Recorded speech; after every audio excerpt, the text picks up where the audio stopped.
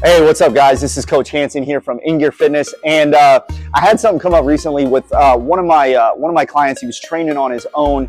He saw a video of some bodybuilders doing some seated cable rows, leaning and stretching, and then before they do their rows. And one of the things that I think a lot of people aren't aware of, and especially like in bodybuilding, is doing this type of exercise is not not a great exercise for a lot of people, especially if you lack hip mobility, hamstring flexibility, or you have weak stabilizers like weak erectors, low back strength. So I'll go over here and show you guys why.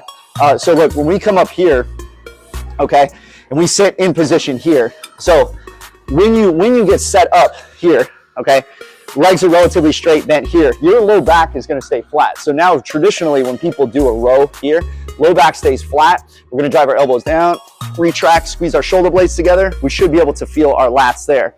Now, what a lot of times what these bigger bodybuilders will advocate for is a stretch, all right, on the lats. So what they'll do is they'll line up here and then they'll lean like this, keeping the low back flat, okay? And then from there, they'll come back to neutral, stretch here, okay?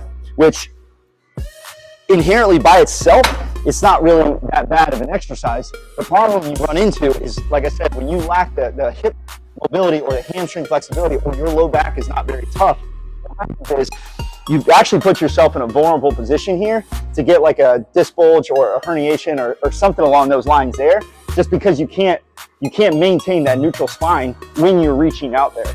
So I don't have anybody do this, and I think that's one thing that's forgotten from, like I said, a lot of these bodybuilders, especially the old school, these guys would do ballet. They would do hours of stretching and stuff like that. They would deadlift from the floor, 300, 400, 500, 600 pounds.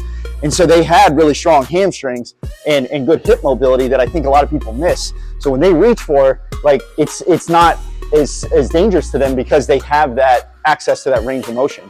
So I'm gonna show you guys a different alternative where you can still train your lats, train your back, but not risk back injury in the process. So one of the common ones that we do here is just do it's a chest supported row or a bat wing row here. So you grab your dumbbells, you just lie on the bench here, and then from here you can reach down here, like, and I can stretch my lats here, right? But I don't have to worry about hurting my back or anything because my chest is supported. And then when I come, I can roll, and then I can come down, reach. There. Okay. Another option, depending on what gym you're in here, is you could do a this is a hammer strength, chest supported, same setup. You can do this standing or you can do this seated. So if you're doing it standing, same setup, right? Now, depending on how tall you are, how long your arms are, you might not be able to reach as far, but you can see I can get a little bit of a stretch there. Hold, come down, reach.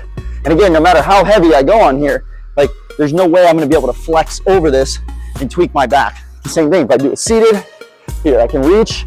And again, you can only go so far, but pull, then back down, and then reset there. Now, if you want to do the same thing, if you want to do a unilateral version here, and come in here, same thing. You don't have to worry about flexing over there because you got the pad there to support you. So, like I said, if you got poor hip and hamstring flexibility, or you've had a previous back injury, doing those seated cable rows where you're reaching there, just a bad idea. Same thing, anything like bent over, barbell rows, stuff like that, where you're not supported, you open yourself up at risk of injury because more often than not, your back will give out way before your lats will. So just to kind of protect yourself, pick options that you can do safely where your spine will always stay neutral throughout the entire exercise.